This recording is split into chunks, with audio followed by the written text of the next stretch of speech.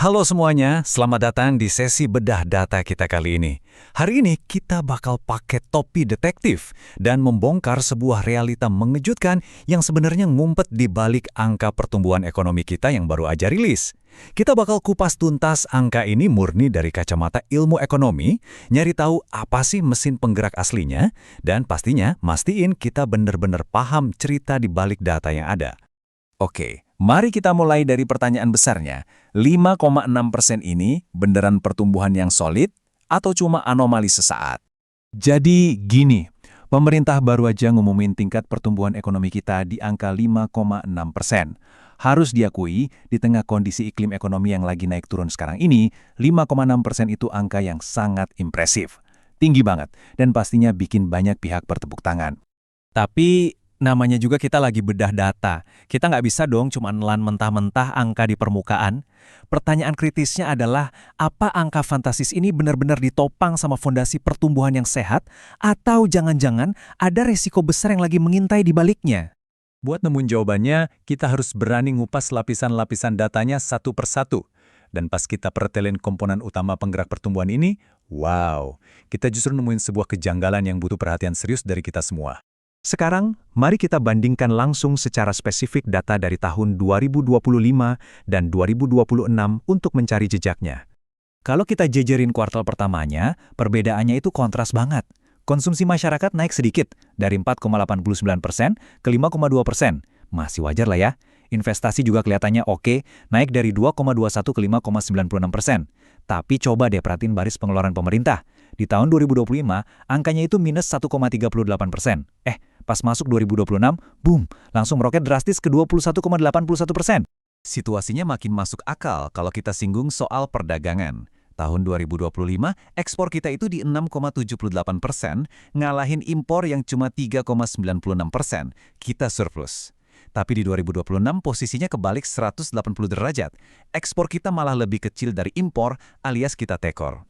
Jadi, pas surplus ekspor ini hilang, ketebak dong siapa yang sebenarnya jadi pahlawan super penopang pertumbuhan 5,6% tadi? Betul banget, si lonjakan gila-gilaan dari pengeluaran pemerintah itu. Ini membawa kita ke bagian paling bikin penasaran, misteri di balik belanja pemerintah. Angka 21,81% ini benar-benar bikin geleng-geleng kepala. Bayangin aja, belanja negara meroket setinggi ini cuma dalam waktu 1 tahun. Ini mah bukan sekedar naik perlahan, tapi benar-benar lompatan raksasa yang patut kita pertanyakan.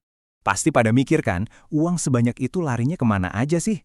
Nah, belanja pemerintah itu kan cakupannya luas banget. Mulai dari urusan bayar gaji pegawai negeri, biaya perjalanan dinas, segala macam pengadaan barang, operasional rutin APBN, sampai program-program jumbo kayak MBG. Komponen-komponen inilah yang nyedot anggaran habis-habisan sampai ngedorong belanja negara naik nyaris 22%. Biar kerasa seberapa amehnya ini, kita tarik sedikit data historisnya. Dalam 3 tahun ke belakang, pertumbuhan pengeluaran pemerintah tuh paling cuman di angka 2,9%, 6,61%, terus 2,5%. Terus tiba-tiba, wush, tahun ini melesat tinggi bagai gedung pencakar langit di 21,81%. Lompatan ini benar-benar bikin angka tahun-tahun sebelumnya kelihatan kerdil banget. Kalau kita hitung rata-ratanya selama 3 tahun terakhir itu, pertumbuhan itu cuma sekitar 4,02% per tahun. Fakta ini jadi bukti valid kalau lonjakan dadakan sampai 22% tahun ini tuh sangat amat nggak lazim.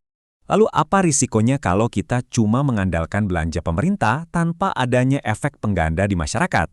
Sebelum lanjut, saya mau perjelas satu hal penting. Di sini kita membedah semuanya murni pakai kacamata ilmu ekonomi ya, tanpa tendensi politik atau bela pihak manapun.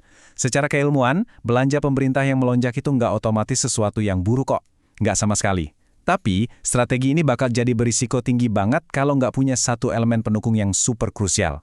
Elemen krusial itu namanya multiplier effect, alias efek pengganda. Konsepnya sederhana tapi vital. Waktu pemerintah ngucurin dana gede-gedean, uang itu idealnya harus ngalir dan muter di seluruh urat nadi perekonomian kita.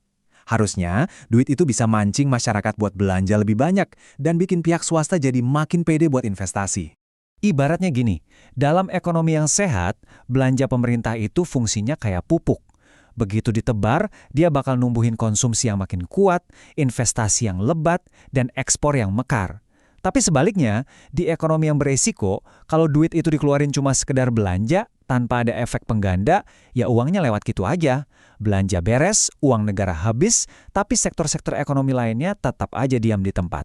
Nah, dari sini kita sampai pada satu perenungan besar.